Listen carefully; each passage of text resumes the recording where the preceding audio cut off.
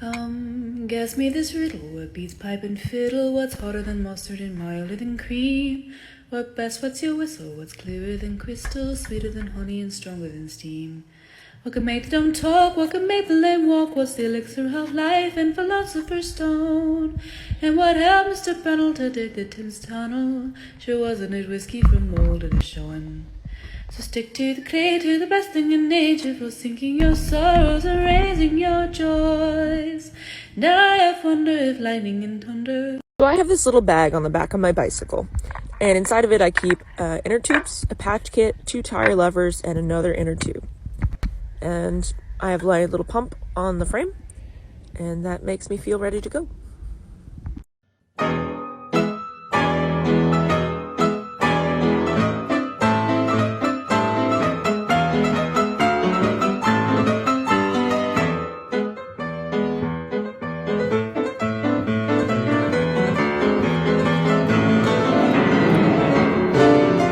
Alright, so I made paper with my kids. I realized Hollander beaters are the way to go. So I visited my folks this weekend, and I am getting out the Hollander beater.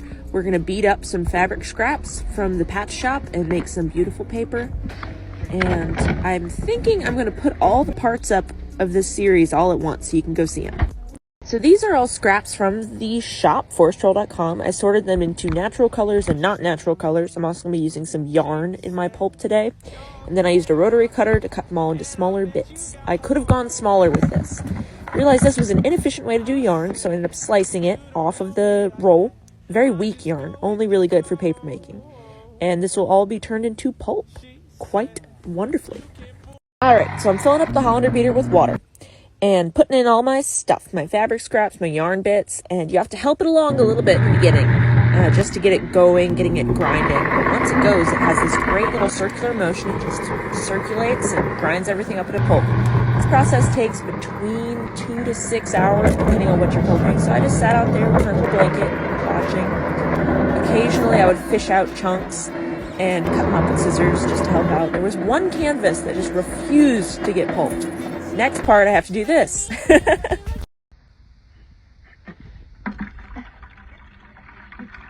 so fake. No, that was fake. I'm just a good actor. Oh wait, I forgot the thing. Damn it. God damn it. Wasn't recording. Ew. Couch vomit. It really does look a little bit like... It's not an incredibly attractive color in pulp form, but once all this pulp dries on these old screens, it'll be ready for storage. So a quick overview on how the Hollander beater works. It's got this spinny grindy thing, which spins against that stationary grindy thing. The force of this makes the water go around in a big circle, continually pulping up whatever you put inside of it. Once you're done using the Hollander beater, you should scrape the pulp out. We tend to forget to do this just because of who we are as a family, but I'm giving this one a nice good clean today. This is the brown pulp that I made with all the natural colored scraps from the shop. And then this is the blue pulp that's made out of green, gray, and blue fabrics. It didn't get enough time in the Hollander beater, which will cause me trouble in the future, but not now. Had a quick snack of a nice little cleaver brunch, and was able to let the Hollander beater dry out in the sun, which is good because otherwise it could have molded. So clean your art up, folks. The paper making saga continues. Today I am prepping the pulp for paper making. You fill up your big bin with water, and then because I partially dehydrated the pulp, it needs to be blitzed in the blender for just a second. One of the advantages of making pulp in a Hollander beater is that you get longer fibers because it was squished into pulp instead of being chopped. If you pulse it too long in the blender, it'll chop up all those fibers. You'll get really weak paper. Next time, I will be pulling and cooching the sheets of paper, so stay tuned. This is the brown pulp I made, and it created a much better piece of paper than the blue pulp. I did all the same steps, except this pulp got to spend more time in the Hollander beater by about 3 hours.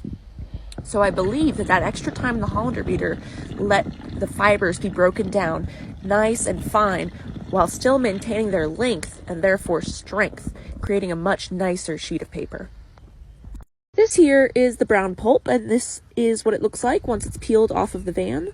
quite nice and smooth. This is the blue pulp, and it's very squishy. Well, my assistants did that, but an issue I had with it was while I was trying to dry it, I had to keep it on its felts even once it was fairly dry because it was just too weak to be hung up with clothespins by itself.